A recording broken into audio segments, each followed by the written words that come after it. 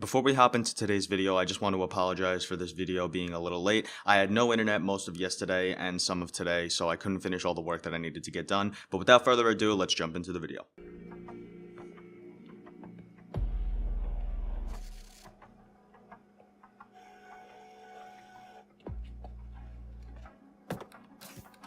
They said it could not be done. They said it was designed for tanks. They said I could not make it smaller and more accurate.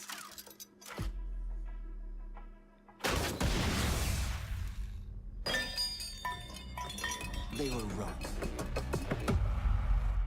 Yo, what's going on guys? ODCreeping here, and today I want to talk to you guys a little bit about why I think Jager is one of the best defensive operators in Rainbow Six Siege. Now, before I begin, please keep in mind that this is my humble opinion on him.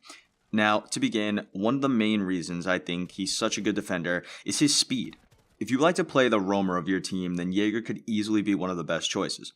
Having a speed rating of 3 out of 3, you'll be able to run around the map quicker than most of your opponents, meaning you can get that flank off or barricade yourself in a room and wait for the right time to strike.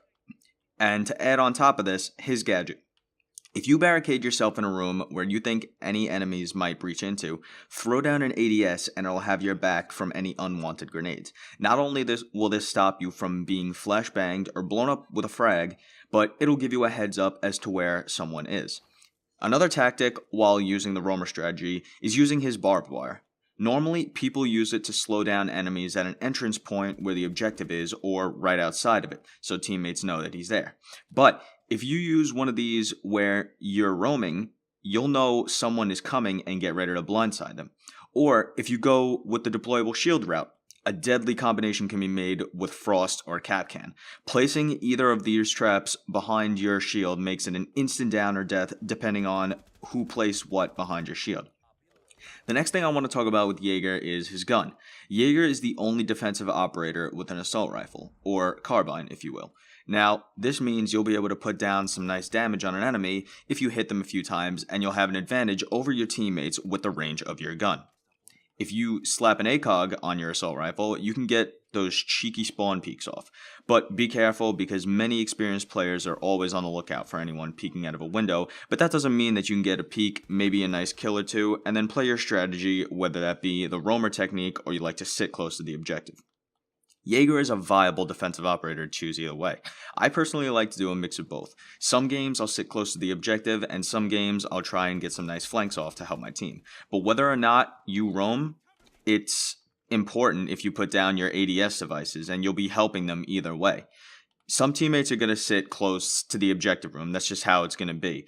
And if someone throws a grenade in or fuses, they're going to get that protection from you for having that ADS. So you could be potentially helping your team in two ways. You could be throwing down your ADS to make sure that nobody breaks into the room with any grenades and kills any of your teammates indirectly, or you can be getting the flank off and trying to help your team. If they're taking too much suppressing fire from one angle, you can kind of dilute it and, maybe take out the enemy from the back. Now, keep in mind, this is my opinion, so I'm not telling you to go use Jager because it'll make you the best player in the world. But thank you guys so much for watching. If you enjoyed the video, please click the thumbs up. And if you didn't, click the thumbs down button and let me know why in the comment section below so I can try to improve my content. Be sure to check out my previous video. I'll see you guys in the next one. Thanks and goodbye.